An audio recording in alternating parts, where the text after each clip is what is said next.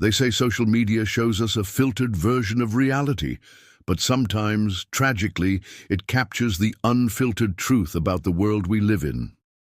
On what seemed like an ordinary day in Guadalajara, Mexico, 23-year-old Valeria Marquez was doing what she loved, connecting with her followers during a casual live stream from her beauty salon. Within seconds, that connection would be severed forever, leaving her nearly 200,000 followers as unwitting witnesses to her final moments.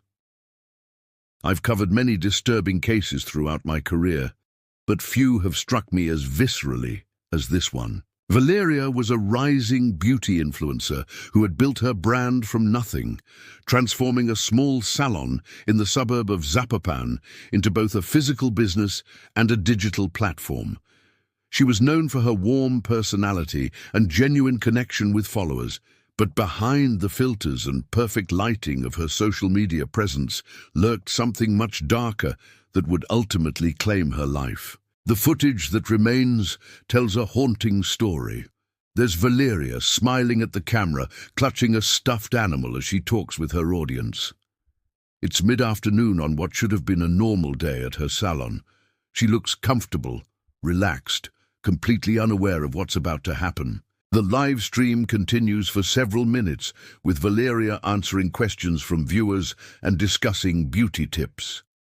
Then, without warning, everything changes. A figure appears at the edge of the frame.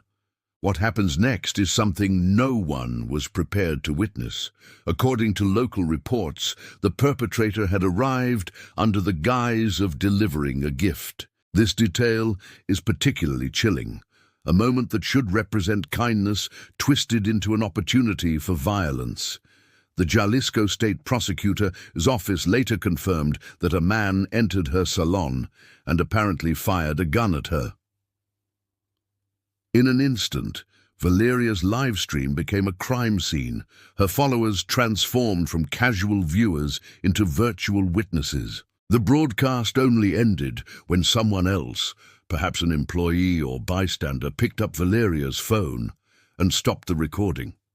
By then, it was already too late. What makes this case particularly significant is how authorities are handling it. They're investigating Valeria's murder as a femicide, a classification used when women and girls are killed specifically because of their gender. It's a designation that speaks volumes about the epidemic of violence against women in Mexico, where the United Nations reports that 10 women or girls are murdered every day by partners or family members. But what led to Valeria specifically being targeted? Was this random violence, or was there something more personal behind this attack? The lack of apparent motive has only deepened the mystery surrounding her death. Juan José Frangi, the mayor of Zapopan, told reporters that there was no record of Valeria requesting protection or reporting threats against her. A femicide is the worst thing, he stated, but offered little additional information. This absence of a clear warning sign has left investigators grasping for answers and her followers speculating wildly about what might have happened behind the scenes of her seemingly perfect online life. What's perhaps most unsettling is the stark contrast between Valeria's carefully curated online persona and the brutal reality of her final moments. As an influencer, she controlled her image, edited her content, and presented herself exactly as she wanted to be seen. But death arrived unfiltered, unedited, streaming in real time to an audience who could do nothing but watch. The very platform that had given her a voice and livelihood became the unwitting medium for documenting her murder. The ripple effects of this tragedy extend far beyond Valeria's immediate circle. For her nearly 200,000 followers across TikTok and Instagram, the parasocial relationship they'd formed with her created a unique form of collective grief. Many had followed her journey for years, watching her build her business and online presence. To them, she wasn't just content, she was someone they felt they knew. And now they were processing not just her death, but the traumatic way in which they learned about it. As forensic experts continue to investigate and the state prosecutor's office searches for suspects, Valeria's case has become a grim reminder of several intersecting issues: the vulnerability of public figures, the epidemic of gender-based violence in Mexico, and the uncanny way social media has changed how we experience tragedy. Her death wasn't just a statistic.